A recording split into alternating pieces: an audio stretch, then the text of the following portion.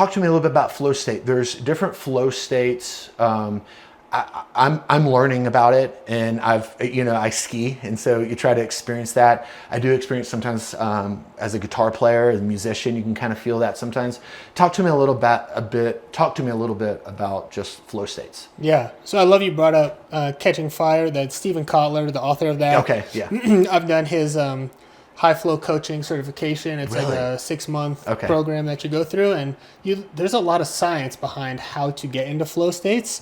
But essentially, what a flow state is that feeling where you're completely engaged in the moment, time slows down, and you're enjoying the thing that you're in. And so oftentimes it gets described through music or sports because there's a challenge that's met with your skill. And so the challenge skills balance is one of my favorite ways to describe it, just because it's easy to understand. And if you have a graph, on one axis is the challenge in front of you. Maybe that's the black diamond. And then the other graph is your skill. So how often you've been skiing, or your skiing skill. And so if you've never skied before, your skill is going to be low. And if you go on a black diamond, the challenge is really high, so you're going to be anxious. Yeah. But now if you have been skiing for a while and you're very proficient at it, and I say, okay, we're going to go skiing, but we're only going to ski the bunny hill, that challenge is going to be really low, and you're going to become bored. Yeah. But if I say, hey, we're going to ski this black diamond, there's some powder, maybe some moguls, that might be just enough challenge for you to need to use all of your skill, and now you're in flow state. Yeah. And so when you're thinking about, playing music, I'm sure you're playing certain pieces that are challenging for you and require all of your skill so that you're engaged in it. Yeah. If you had to play, and I'm making up, like Happy Birthday, that might be too low of a challenge for you, and so you're not going to be able to enjoy that moment. So always trying to modulate what is the challenge and what is my skill, and how can I make that appropriate for whatever it is I'm doing across literally everything that you do. Really? So cooking, like anything that you do. I have this mantra that I love from one of my mentors, Dan Millman, who wrote the book Way of the Peaceful Warrior. Okay. Great book. But he has this idea in there of practicing everything. Mm-hmm. So the way that you do the dishes, the way that you put on your clothes, the way you get dressed, the way you brush your teeth, like bringing intention into it can really enhance your experience with it. Yeah, but no, the practicing is more awareness, and when you're present, you're able to be in those flow states. So finding aspects of your life where you can maintain presence is critical. Yeah. So are you able to teach flow state? Are you able talk to me about that? You've gone through like the certification?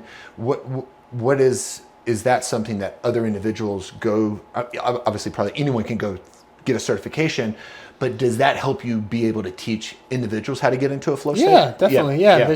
That's like one of the many tools in the toolbox that I'll pull off. But when you're in flow state, it feels great. And so you want to try to be in flow state as much as possible. Yeah. So, again, you can't ski every single day, but how can you get into flow state in your cubicle, in your office job? And there's a lot of ways in order to do that. One is like through different time management skills. Okay. And so, one we talk about a lot is just batching your work into different segments and understanding when in the day is best for you to do certain work. Yep. So there's this book, I think Dan Pink is the author. It's the Art of Now, or I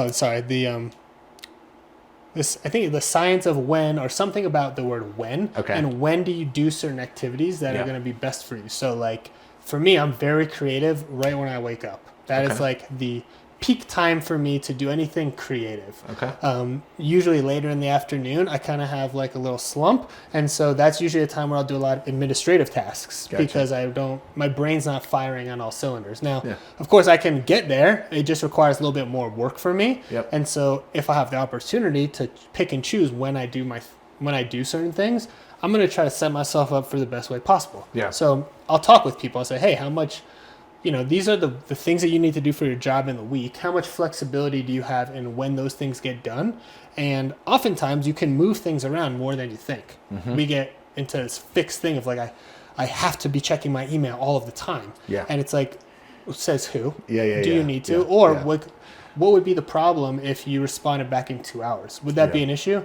Probably not. Okay. Do you think that every time it's called task switching. So if you're like working on something that's cognitively intensive and you've come up to a challenge. Maybe you can't think of how to start the next paragraph. You're like, let me hit a quick dopamine win. Let me switch to email, see what's going on. Then you come back.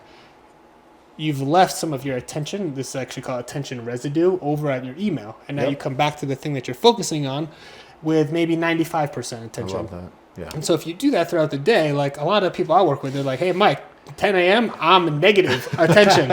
So now I'm reaching for energy drinks or reaching for stimulants or reaching for just mental grit to try to push through that versus saying, hey, I'm going to check my email at the end of this work block and block my time off. And no, I'm only checking my email 3 or 4 times a day. Yeah. But when I'm checking it, I'm fully in it. And then I can put it away and I don't have to think about it. I love that.